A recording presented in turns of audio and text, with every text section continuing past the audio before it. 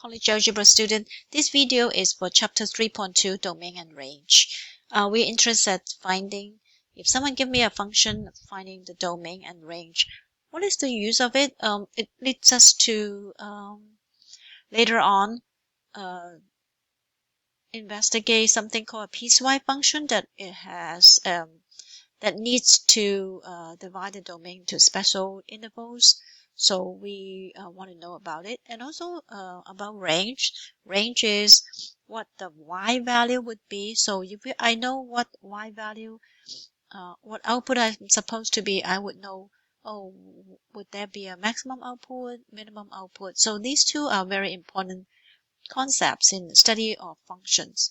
In reality, in the formal definition of a function is a relation that has groups of order pairs. So you actually are related. You need to know what domain and range. You need to define what domain and range is when you are defining a functions, not just the mapping mechanism or the formula. So how do I identify domain? Is if it is just a finite set of input values, then you just identify those input value. If there is any if it is infinitely many because it's from a formula, then you would look at the formula and identify if there's restrictions that you need to exclude, and you would exclude those. And so the three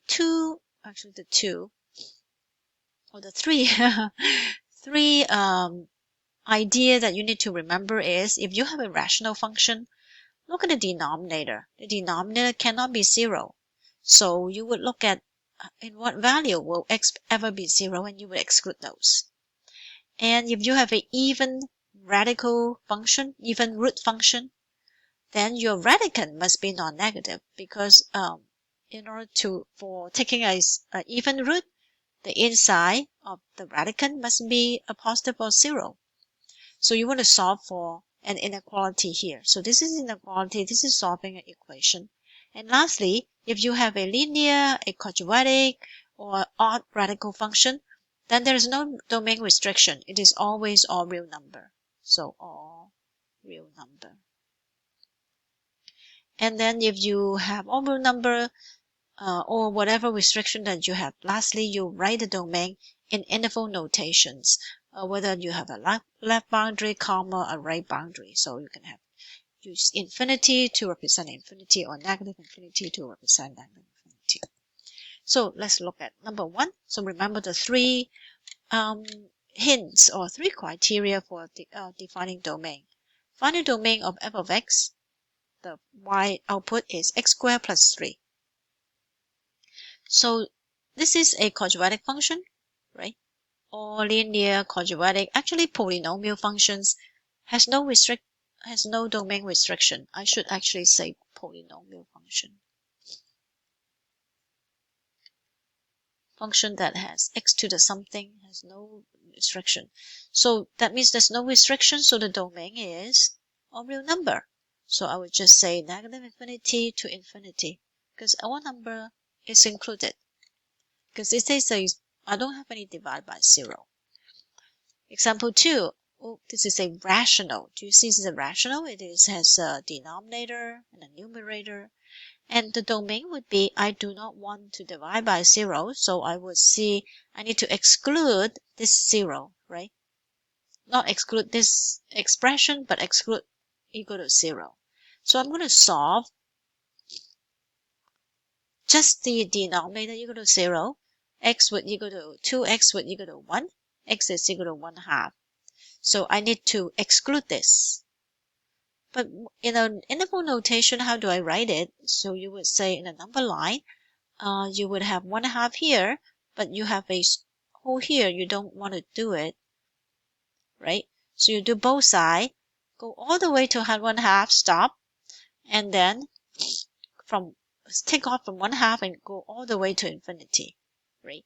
So this is negative infinity. So the interval notation will be negative infinity, go all the way to 1/2, and then union. Union means add together 1/2 to infinity. Next one, find the domain of this. Again, this is a 2x minus 3 over x squared minus 1 is a rational. I also want to exclude all those 0, right? Exclude the zeros. When would this be 0? Let's solve it. X would equal to, x squared is equal to 1. X is equal to plus and minus 1 because you take square root on both sides and do a plus and minus. Remember the plus and minus.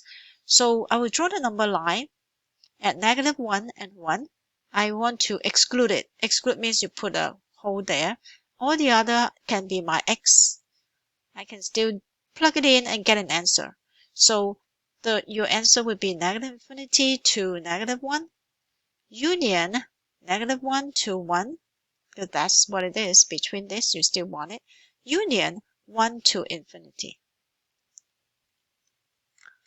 Lastly, the domain of g of x is equal to square root of 5x plus 4. So this is a square root. Inside must be non-negative. So this is the one of the criteria of doing domain.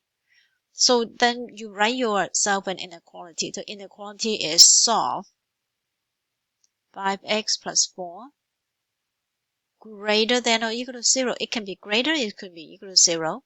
So to solve it, you have to write this for yourself. 5x greater than negative 4. Now don't mix up with this inequality with the equation. Okay, when it is a rational function, you solve an equation. When it is a root function or a square root function, even root function, you solve an inequality.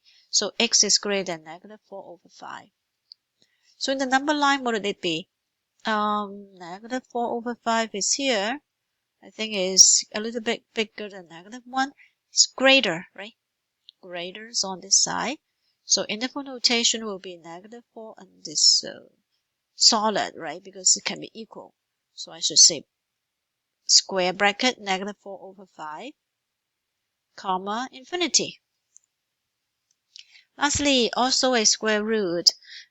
Square root of 10 minus x. So I want to have non-negative. Right? The inside is non-negative. But I don't know what x would be. The whole thing. So I write myself an inequality to solve. Okay, so they ask you to find domain. But in order to do that, you have to write yourself just the inside. 10 minus x is greater than equal to 0 because this would only be it will only work if the inside is greater than equal to 0. So I do minus 10 on both sides. Negative x, so remember this is still a negative. Greater than negative 10 divided by negative 1. But I would have to switch the inequality sign to 10. Okay, so x is less than or equal to 10. So 10 less than or equal, right, on this side, solid. So be negative infinity, negative 10, square bracket.